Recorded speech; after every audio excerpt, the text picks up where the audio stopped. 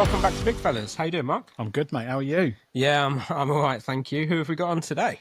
So we have author of a brand new book coming out, Cassandra Andrews, Unlearning Masculinity. That's right, working with high-performance men, I believe. Yes, like us, obviously. Of course. Yeah, no, or not us, I think is probably more likely the case. But yeah, brilliant. It should be an interesting episode. Yeah, but I think it's got a catchy title, and I think I want to ask some questions on that straight away, really. What about you? Yeah, same. Yeah, I think we need to get into that and see what it's about. Yeah. Brilliant.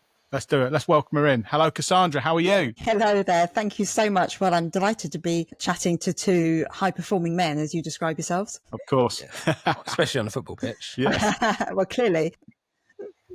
Certainly on the scales. High-performing on the scales, yeah. Not in the right way, though. Always. So, Unlearning Masculinity. An interesting title, and has provoked a bit of debate in my house last night.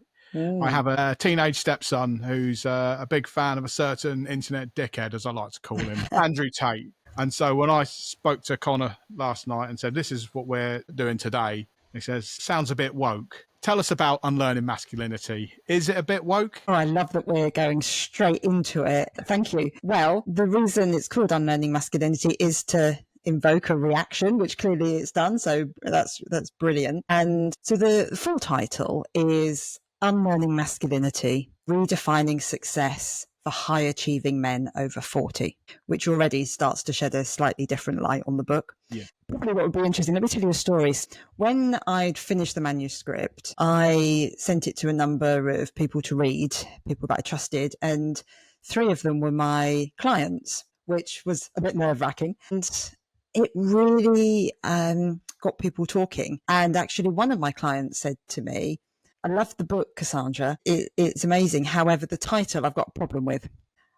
He thought that I was saying that he needs to unlearn being a man. One of my other clients had an issue with the word masculinity and are all men masculine? So really fascinating. What I want to do, so thank you for giving me this opportunity, is to be really clear. My book is about supporting and shining a light on and for men. I am firmly in the corner of men, and I'm sure we'll dive into this in a bit. You know, men over 40, my generation of men, have been brought up to be strong and stoic and have got a number of beliefs because of that. And what this book is aiming to do, the intention is to help them unlearn all of those unhelpful behaviors that are getting in the way of them having the most amazing life that they could possibly have. I am, this is resonating quite a lot with me, to be honest, Cassandra, because I agree. So, you know, me and Mark are 40 and I was 41 the other day. So we're sort of at that age. And I think you're right. I think men of our generation, we are providers. We very much see ourselves as responsible for putting the food on the table, for paying the mortgage and those things. And you fall into that trap. And you know, it makes a lot of sense that certainly nowadays, after 15, 20 years of working somewhere, do you know what? You've had enough. You've maybe, you're a bit stressed, you're a bit burnt out and you want to change, but you're stuck, right? You know, I've made that change myself and it's not easy. And I can see, is that the sort of men that you would help? So is that how you help? Yeah. I think most of my clients have been on the hamster wheel for a number of years and really achieved a lot, got, you know, ticked the boxes of life, shall we say. So got the house, got the career, got the family, but not necessarily happy. Or alternatively, they feel trapped. So they're in this job that they've been in for, say, 15 years, or they've had their business for 15 years, but what happens if they get rid of it? Will they still be able to have the lifestyle that they're used to? Or if they sell it, and this is the most important question, and actually what I help most of my clients with, is who am I without the business? Or who am I without the title of the role? Because I think the definition of success isn't about happiness in today's society. The definition of success is about achievement. Yeah, absolutely. Yeah, I totally agree with that. And actually, I think it's really powerful when you manage to take a step back. And often I think this needs someone like yourself as well. I certainly did in my scenario. When you actually sit back and look at what real success is, you know, since COVID, I've got a lot of friends who are, you know, at our sort of age, early 40s, late 30s, that, you know, that sort of age, that sort of COVID gave them the time to sit back and think, do you know what? I'm so unhappy. I'm commuting down to London, Yeah. you know, for 6 hours plus a week. I'm fed up with this lifestyle. And what for? For a 2-week holiday once a year? Like, yeah, I think there's so much that out there. And I speak to men all the time.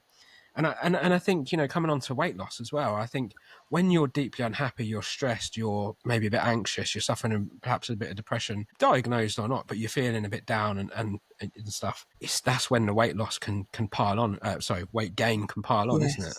Yeah, totally.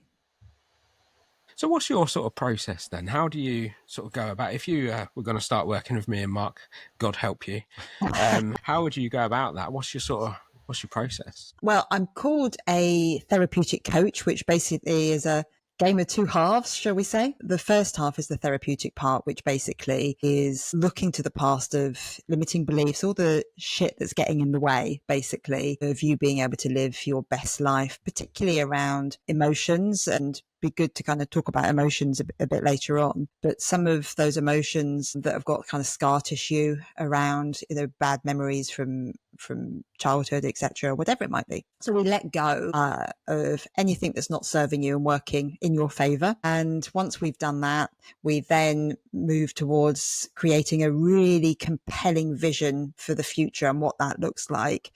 And so if I was working with either of you, I'm guessing kind of health would probably be something that would be an important value and part of a compelling vision for you. Yeah, definitely. Yeah, totally, I think. And I guess, yeah, in my example, I think my weight has kind of been that limiter for me. And it was always, I've always been a big guy. I've always been overweight, and that became my identity. That's who I am. Oh, yeah. And as a result of that, I think that impacts you not just, you know, in terms of your private life with partners and stuff like that, but actually professionally as well. You know, I remember as a police officer, one of the specialisms I did was around child protection, and going to speak to groups of, you know, quite large groups of people in a room around child protection issues, and thinking to myself, like, who's going to listen to you? You're fat. Like, it's weird how things can really become. Yeah. Do you know, I so love both of those examples, because I talk all the time about identity, and particularly those I am statements that you've both mentioned. And I think something that is quite common for people, men and women actually, is I am an emotional eater, for example. And or, you know, I'm fat, so why would anybody listen to me? And we start to then create, you know, more beliefs. If we grew up in a family where food equals comfort, it's no surprise that you might be an emotional eater. And then, you know, and that's before we even start talking about any of the kind of reward chemicals that are at play as well. So I think one of the most important things with weight loss is mindset, because there are so many beliefs kind of tied to our identity, and actually it's working out what those beliefs are. Because, you know, let's look at New Year's resolutions. Well, why do so many New Year's resolutions fail in the third week? It's because our unconscious and conscious mind aren't aligned. So, you know, consciously we may know that we want to lose weight, but, you know, even that term, lose weight, our unconscious mind can't process negative. So actually we need to make that into something positive anyway, in terms of, I want to, you know, be fit, or I want to be able to play football with my kids, or whatever it might be. But if our unconscious mind is misaligned to our conscious mind because of these beliefs that we had when we were younger, or what we developed through, I know, watching stuff on TV, watching our parents, other people, then we're never going to be able to achieve the weight loss. We're setting ourselves up to fail. And then we also have something called secondary gain. I don't know if you're familiar with that term. No, what's that? So secondary gain is sneaky. So that's when we know that we want something consciously, but unconsciously it's keeping us safe. So let's say we're overweight, but we don't talk to our wife about how we're feeling about our relationship. And so actually being overweight means that actually then we don't have to have some of that intimacy that's making us feel uncomfortable. So actually it's stopping us having to go there and to be that. So there's actually some gain in that. Does that make sense? Right. Yeah. Yeah. No, it does. Yeah. Yeah. Yeah. Absolutely. And usually secondary gain, it is something that really stops us being able to get to where we want to get to. So it's a really interesting thing to explore. Yeah, no, it sounds it. And actually, it's what kind of resonates as well a little bit, because I think men, especially, we're not the best at talking about our emotion at the best of time. No. And like, for me, in my experience, like my wife I've been married now for, wait, I'm testing myself here. I've been married now for 12 years, coming up 12 years. And I think every year of those 12, I've had a conversation with my wife about how I don't talk to her about how I'm feeling and stuff like that. And the weight, yeah, certainly it's less so now, but it certainly was an issue in the past when I was at my biggest. Yeah.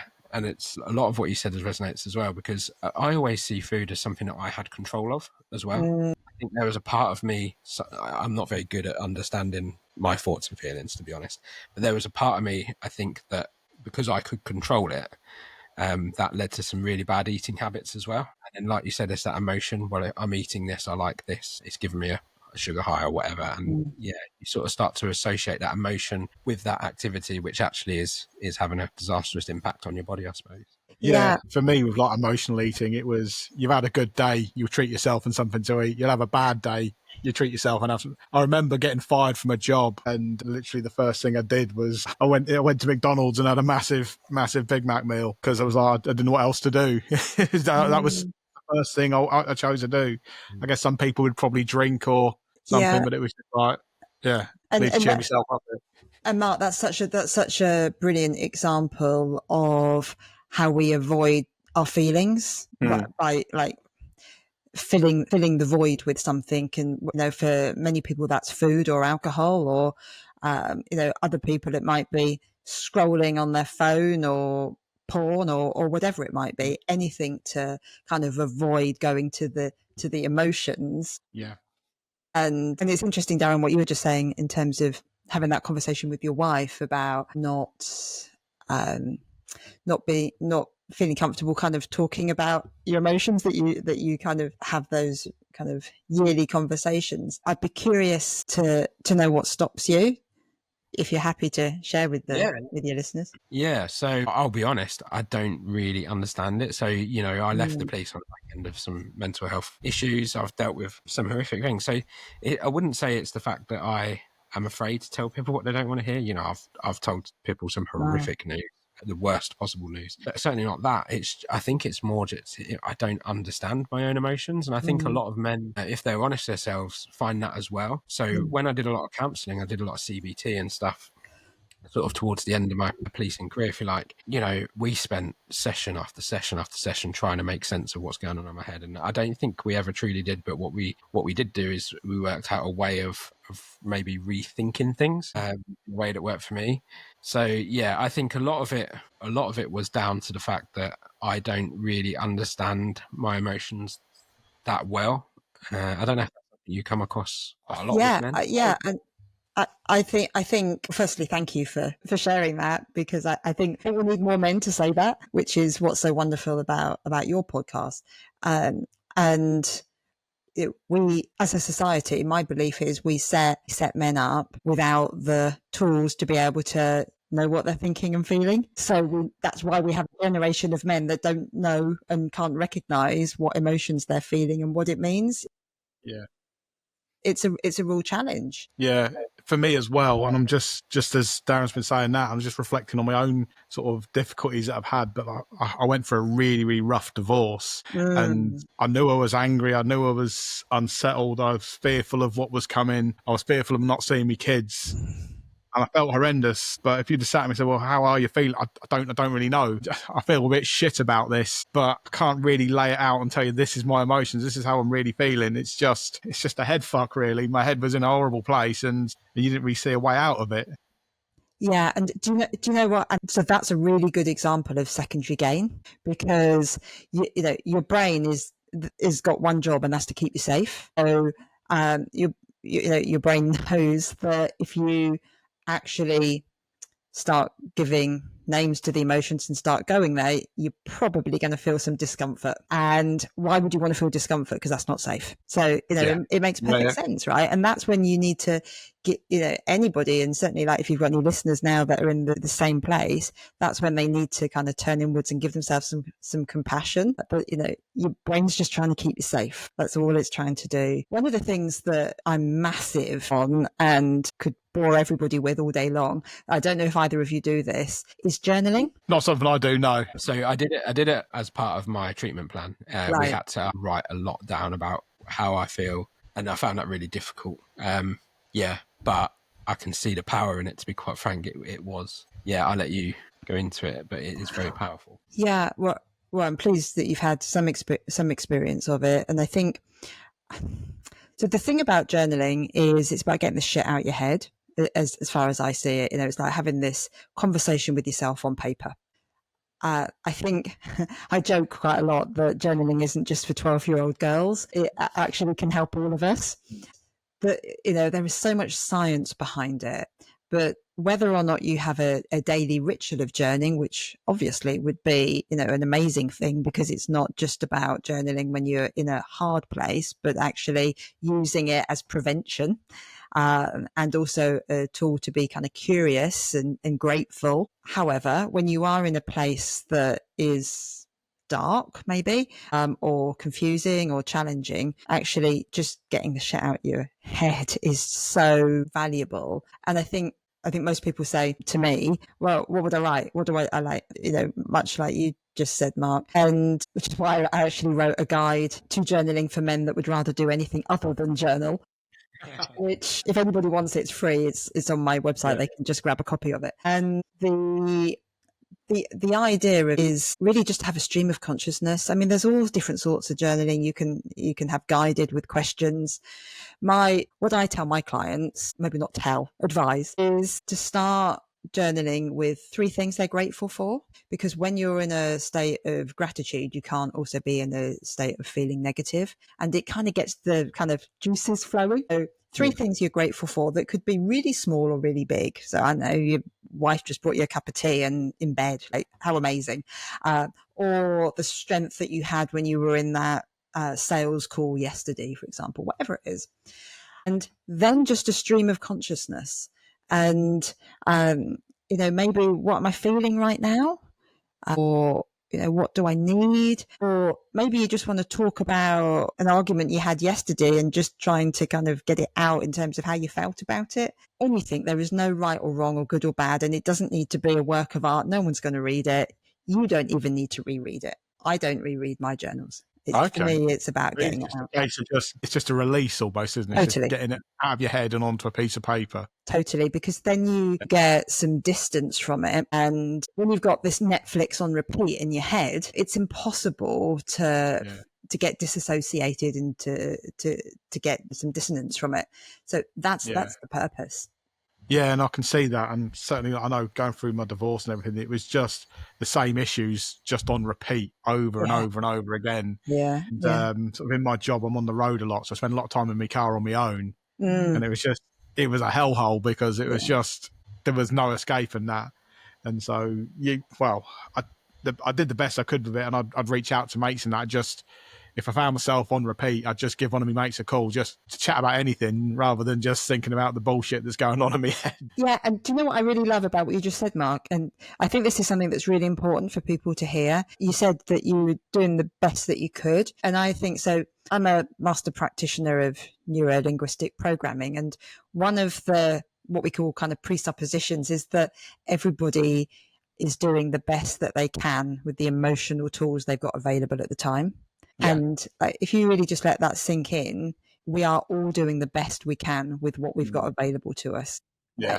And that includes our parents and the beliefs that we've got from childhood. They were doing the best they could. And I just think that can offer real comfort. Yeah, no, yeah, it absolutely can. And it's certainly helped. I think nowadays there is more talk about sort of like support for men and men's mental health and everything else. And so it has become easier and more accepting that you guys can open up that bit more. And I think almost if I'd been through my divorce 10 years earlier, I don't know if I'd managed it the same, if you know what I mean, because probably it wasn't as well spoken about then. But yeah, I definitely I was hearing things, and I listen to a lot of talk sport on the radio because that's what guys do when they're on the road, I guess. But there was a lot that they were doing, sort of like talking about men's feelings, men's emotions, and everything. And I was just like, you know what, I do need to talk to people, and it may not be the best or the right thing to do, but yeah, like I said, making the best of what I can really. Yeah, and having those people to support you is so important. With situations that you're finding challenging, or weight loss, so it's really important to have your team of supporters. It's so important. Yeah. One of the things, it was just making me think when you were talking there, one of the things that I do is I host really small, intimate dinners for men. And I describe it as a dinner to talk about everything that you've always wanted to, but never felt you could. And it's so interesting when you get 9 men around the table. In my experience, if you create the space, men want to talk. It's just that they've never been given permission to talk in that safe environment. And the thing that I find so interesting is, they always go, and I'm in awe of like how quickly they go to like what I'd call kind of dark, shitty places. But then it's prefixed with humor, like in between, and it's like the humor kind of lightens the mood again. And I'm sure it's probably familiar to both of you. Yeah. Well, I don't know if it's quite the same thing, but I've often sort of, I don't know, maybe comes in with identity a bit. I've often referred to myself in social circles as the funny fat guy. And so I would do that. And if I had kind of sort of deep conversations with someone, I'd almost start thinking, I'm getting a bit deep here. They don't want to hear this. And then I'd just drop some joke about my weight or something to almost lighten the mood, I guess. And I guess it's probably it was an awkwardness more than anything, I guess, if that makes sense. Yeah. I think that humour is a really poor way of dealing with things as well. Certainly when I joined the police in 2007, 8, I think it was, we went out to bits and bobs, some pretty traumatic incidents, and humour was the coping mechanism. So you'd go back to the station, you'd have a joke about it, and looking back at that now, you think you are cracking jokes, all right, with people in your head to try and deal with this, but about the most awful situations that people have gone through. And I think that is why it's certainly not like that when I left the police, but there was a lot more focus on assessments and mental health and stuff like that. But I think that's why so many, not just police officers, ambulance drivers, firefighters have come out and suffered with mental health problems, is because they're not actually dealing with the emotion of dealing with what they're seeing. And yeah, I think you're right. Going back to what you were saying about writing down earlier, I think for me, what it helped with is making you realise how much you beat yourself up. Yeah. Because when you write it, you almost then, if you do read it back, you almost read it as if it's someone else, and you think, God, that is a bit much, isn't it? Yeah, that's so true. We are all bullying ourselves all day long, really, I think most of us. And gosh, and I often say to clients, what if you spoke to yourself like you'd speak to your best friend? How would that conversation differ? And I love that, because language is so important, because once we catch the language and that story that we're telling ourselves all day long, we start to see why we're living the life that we're living. Yeah. I've always been described, I wouldn't say I've got a temper, but I do get angry with myself. I very rarely get angry with other people, but if I'm struggling with a task, I can get really, really angry and shouty at me, at what I'm trying to do, or I can't do something. But I'd never say that to somebody else. I'd never talk to someone else like that. And it's just like, you're right. You just beat yourself up in a way that you wouldn't otherwise. And then it just declines down, doesn't it? You actually, You see, what I would say, Mark, when you're in that situation is, I would stop and take a breath, which I appreciate when you're angry because you can't get the remote control to work or whatever it is. What emotion am I trying to avoid, or what's going on here? What emotions am I feeling? And also, if you're thinking about what you're trying to avoid, what's the positive intention of that? Because brain, as I said earlier, is giving us, just wants to keep us safe, right? So what's the positive intention of whatever that emotion is? And once we start kind of turning inwards, which I appreciate for some people, they just don't want to do. It creates too much discomfort. They don't want to go there. They don't know. And this is something that comes up a lot at my dinners. Well, I don't want to open Pandora's box because who knows what's in there. I've put it in the filing cabinet, locked it safely, and it can stay there for the next 3 decades. And it can. And if there's no judgment there, of course it can. Will that mean that you'll live the best life you could possibly live? Probably not. Does it mean that you won't live a great life? Of course not. It's about choice, isn't it? Yeah. I think a lot of these negative things as well. So, for example, Mark's divorce, for losing your job and things. We've had a recent experience of selling a house. The house sale fell through. It's weird how these things later on become very positive. So, Mark's now self-employed sales agent, does really well for himself. Like, without those life experiences, you wouldn't have the success that you've probably got now. We sold our house recently for $5,000 more than what we'd sold it for before. Like, you never would have expected that in those down times when you got that bad news. Going through the divorce, no one wants to go through a divorce. You never get married with that intention. No. But you know what? Sometimes, or more often than not, it actually does work out for the best. So I think that's why we also need to stop beating ourselves up, because a lot of the time, this is actually a good thing. We just don't recognise it yet. Yeah. Oh, Darren, I love that so much. That is totally how I work at living my life. So I have a phrase, a bit of a mantra called all's up. And so the reason I'm so passionate about coaching is because I have been on a really deep, shitty journey myself. And I'm also divorced and had a lot of life happen to me. And so I've really gone to some dark places. And that's helped me create the life that I've got now. And so my mantra is oars up, because actually if you can take your oars out of the water and absolutely know that life is happening for you, not to you, and you kind of surrender to that. Yes, in the moment, of course, you're going to be gutted that your house sale's fallen through and that's not what you wanted and you've got no control over it.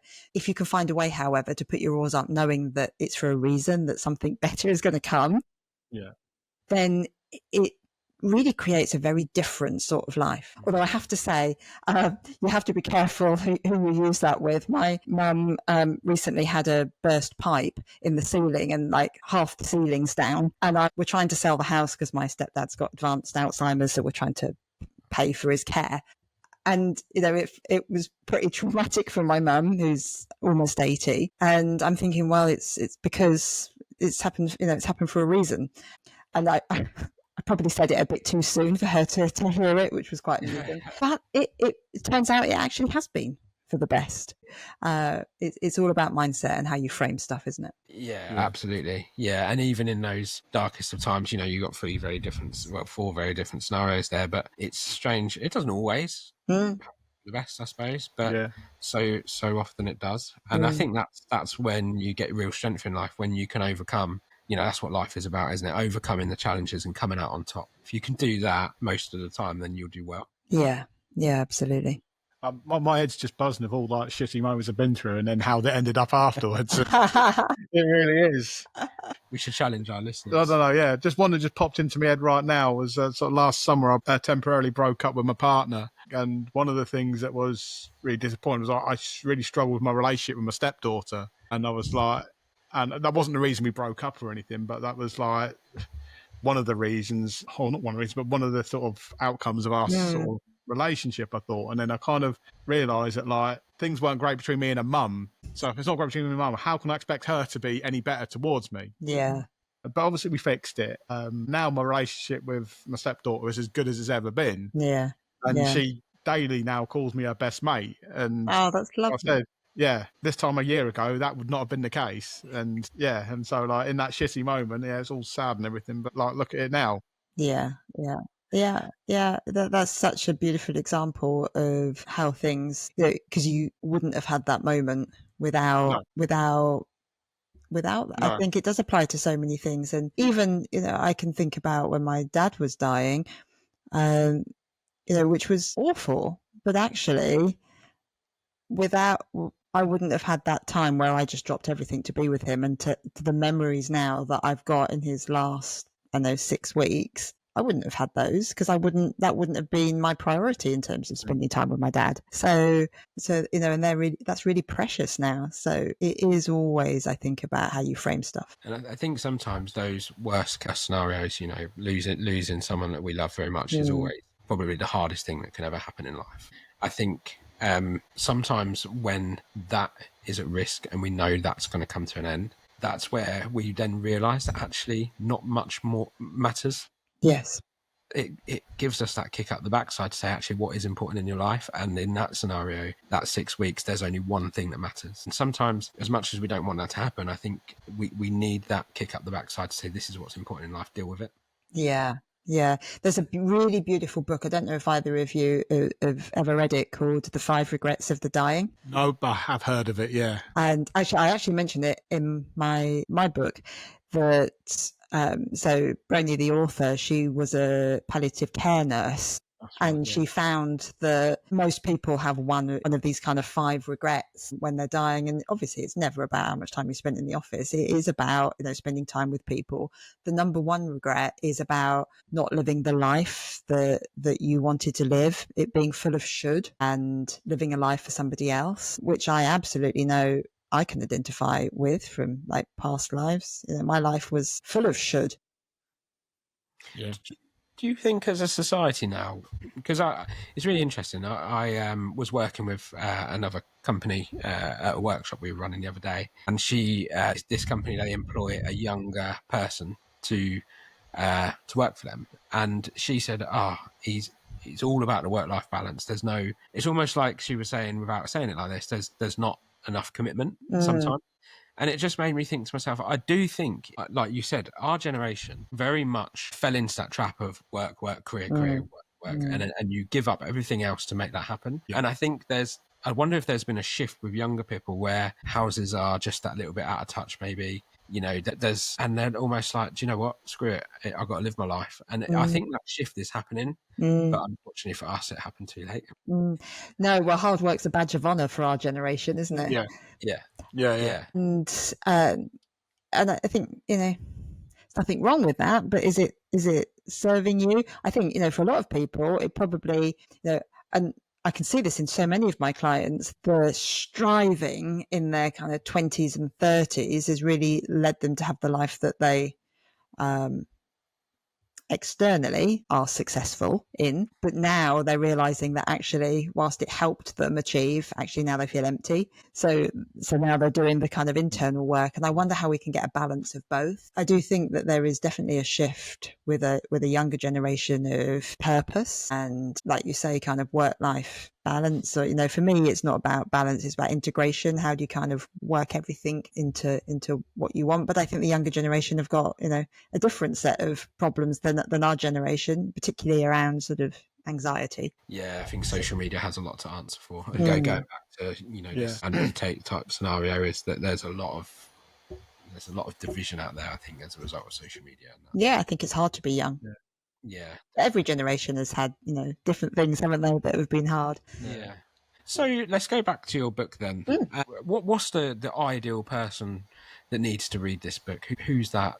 Sort of said over 40 men. So ultimately, it could help any man. It has been written specifically for high-achieving men who are feeling stuck, trapped, or maybe just feeling like, I know there's more, or is this it? So if you've kind of got those feelings, then I'd suggest the book might be worth a look. And where do they find the book? Because I think that fits a lot of men. I'll be honest. A lot of men are. So we do Man v Fat, as you know, and the idea of that is you get a group of guys that play football. It's all around weight loss and stuff, and it amazes me there in that environment how quite a few people have opened up, and I think a lot of people would fit into that category of actually just not being that content. So how would they go about finding the book? So it's available for pre-order currently on Amazon. It's out on the 21st of May. So either go onto Amazon or you can go onto my website and and that will give you all the information that you need, which is just CassandraAndrews.com. But it's so interesting what you say about kind of the community of football, because I just think, whatever groups or opportunities we can create for men to be with other men, to realize they're not alone, that it's not just them thinking it, because that, I think, is the biggest unfortunate outcome of this kind of culture of silence for men, that men think they're alone. They think they're the only person feeling how they feel, and they're really not. They're really not. And even the men that look okay might not be okay. Yeah, I 100% agree with that. Yeah, and it's really interesting, because I think if you put a group of women with the same issues as a group of men in 2 different pubs, put them in a pub, environment together, you get the man going now, because I'm trying to think of my social group. If I went in there, started crying, upset about something, I think there'd be a bit of genuine concern, but I think there'd be more piss taken than anything else. Yeah. Whereas if you put my wife and her friends there and she started crying and talking, they'd all huddle round, wouldn't support her. Yeah, because men don't know what to do with it predominantly. It's that awkwardness, isn't it? Of like, oh, I'm crying. God, what am I going to do? Yeah. Pull yourself together, mate. Come on. I think what groups like Man v Fat, and there will no doubt be others, do is they give you the opportunity to not show that what we would probably perceive as weakness, but to go there knowing full well that those men are sharing that same common problem, and then to start to chat about it, and to, there's still people there that I wouldn't speak to about certain things because they're just maybe not those sorts of people, which is fine. But there's also a lot of friends there that actually you could talk to and open up a little bit more. And I think it just creates that environment. I think that's something that's really, that I know that Man v Fat was mentioned in a House of Lords report about it being so successful at breaking down those barriers. And it's a shame that and hopefully there will come more things like that manage to break that down. And that is, like I said earlier, it's men want to talk if they know that it's a safe environment. So the pub might not be safe, but a group of men at a football practice possibly, might feel safer. Certainly in terms of the weight management. Again, it may not be the platform for sort of all emotional issues, but we're there for that common goal. And it's, again, it's a great starting point to really sort of share those issues, because we are there with the same problem, so to speak, and the same goal. And I think it helps that there's no women there, as bad as that sounds, because I don't think men like I certainly don't. I don't think men like to look weak in front of females. Yes. And that goes back to what you were saying, like with the way I was brought up with my dad. My dad was always very much, he was a bricklayer, he was a firefighter, he was a very manly man, didn't really talk about anything emotional or anything like that. So and it's strange, and I sort of have that built into me of don't want to talk to females about things like that. Do you know that what's really interesting about that is I quite often have, because I obviously coach men, but you're a woman. And my experience in a safe environment is that men feel like they haven't got to compete with me. So they can actually be really open and honest, because they know that, firstly, I'm not judging them, because I don't care. Obviously, I care about them, but I don't care about any of the things that they're saying. And they can kind of leave the alpha man at the door because I'm a woman. So usually when guys come to me, even for like a discovery call, like it's 3 hours of kind of catharsis, and I say about 3 words. It's fascinating, which just shows guys want to talk, and we just need to create more opportunities. Create an environment for it, totally, isn't it? Totally. That's the thing, because I think you're absolutely right. I think the difference is that they're going there knowing that that's going to happen. Yes. So they're not feeling sort of ambushed, whereas when you're down the pub with your mates, that's where you're perhaps not comfortable, you don't. Yeah. And the default position is we're in the pub, we're going to take the piss. Yes. You're right. Yeah. And whereas I think girls getting together for a drink, that's not the default position. That's where they're going to probably have a bit of an outpour almost. But if you group of lads in a pub, we're there for a good time, to have a few beers, and how dare you ruin it with your emotions? But it is, isn't it? That's like the social rules, isn't it? The social rules that we all understand and know is we're going to have banter and talk about whatever, and then if we suddenly get emotional, well, that's not part of the rules. How do I manage that? No one's told me what to do about that. No. You know what? It just reminded me, there was a time in my old job where I kind of got a bit emotional about the state of things within the job, and just had a massive outpour of this emotion and frustration. And I just remember the boss just turned around and go, "Mark, you've completely killed the vibe of the sales meeting." I'm like, yeah, I know, but I needed to do this. Yeah. This is the job. Yeah. And again, but maybe it is. It's finding that right environment for it. But I think, and that's the thing is, the pub's definitely not that. The nuance I'd put on that, actually, if you go for a drink one-on-one with a mate, that is a good time and a good environment. Yeah. But you get more than 2 guys there, that's when it's not about then having about pouring. It's all about let's have a few jars and have a few laughs. Which also is important in terms of kind of connection, which, Yeah. because there's quite a lot of research, isn't there, about the kind of diminishing pubs and loneliness and not having that connection. So, so it's important in a different way, I'd say. Yeah, totally. I want to sort of bring it back right to the beginning and sort of, I said, when I mentioned this to my teenage stepson, he was, this is a bit woke, and obviously he's a big fan of Mr. Tate. Out of curiosity, what's your take on Andrew Tate? I'll be really honest, I don't know a huge amount about him because, so I know who he is, obviously, but the reason being is that I don't actually have a TV. And I really curate anything that's coming in to my world. So whether that's the news or social, because I don't want this permanent drip feed of fear. Yeah. Which basically, that's all the news is, isn't it? Is entertainment by fear. Yeah. And so because of that, I create a world that is much more positive and certainly works for me. And I have some people that say, well, you run a business. How can you not watch the news? And I'm like, well, if I need to find out about it, I will. Yeah. Yeah. And actually it serves me. It's my choice to, that's how I want to live my life. And I actually got rid of my TV during COVID, during that lockdown, because I just thought this is not healthy for me, getting obsessed over the news and lockdown, and I was living alone, and it just wasn't healthy. So I thought, right, this can go. And so now I listen to podcasts and read. And it's interesting actually, because I think the people that we've had on, working in similar areas, there is this thing where I suppose you guys understand more than most the benefits of getting rid of that connection to the outside world, and it's always negative, isn't it? Because negative news sells so much better than positive. Of course, yeah. And it doesn't actually, affect you that much. It really doesn't. If we, for example, actually went to war with Russia and we're about to fire nuclear war at each other, you're all dead anyway.